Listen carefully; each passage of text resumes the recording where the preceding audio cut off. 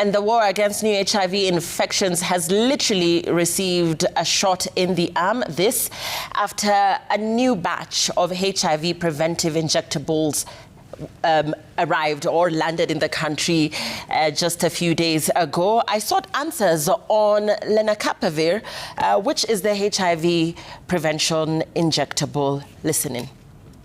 Kenya has received its first batch of Lenacapavir, a long-acting HIV prevention injectable that is administered twice a year.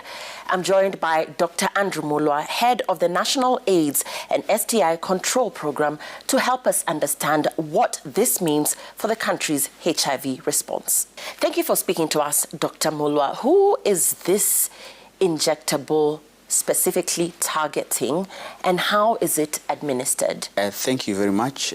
First, as a country, we celebrate to have received the first quantities of Lenacapavir, which is a long-acting injectable HIV prevention drug, which is administered to anybody who is at risk of getting HIV, and is a drug that the scientific breakthrough got approvals in June last year, and within 7 months we already have the product.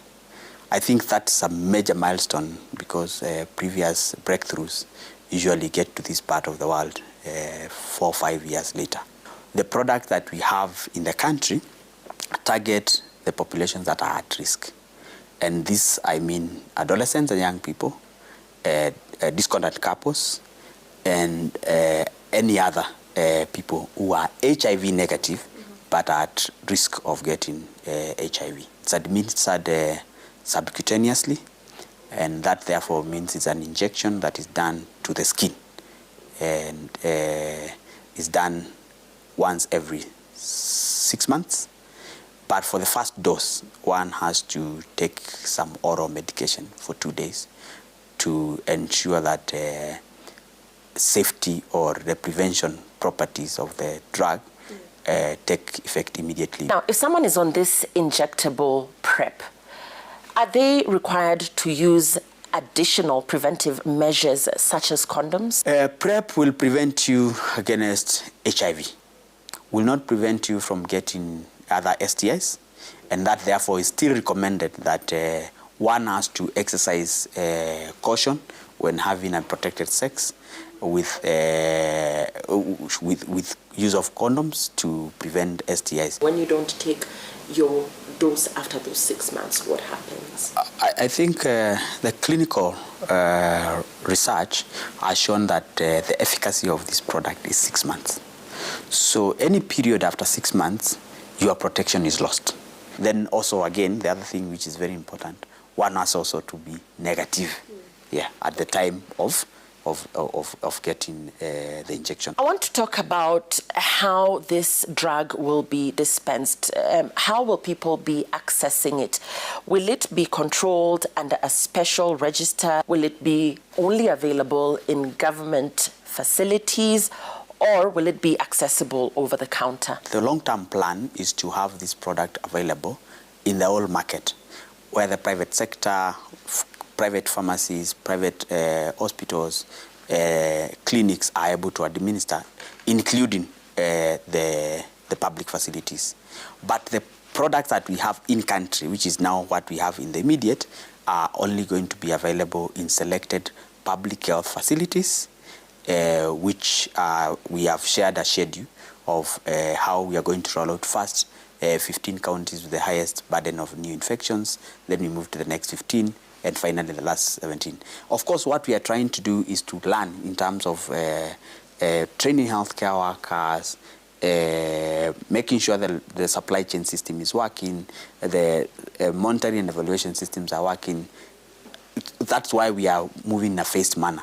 Otherwise, we do not want to balkanize any part of the country and say these ones can have access and these ones would not have access. So within a year, we should be rolling out to the 47 counties. We will use the routine reporting tools that we have had. And there's need for clarification on the cost of 7,000 Kenya shillings.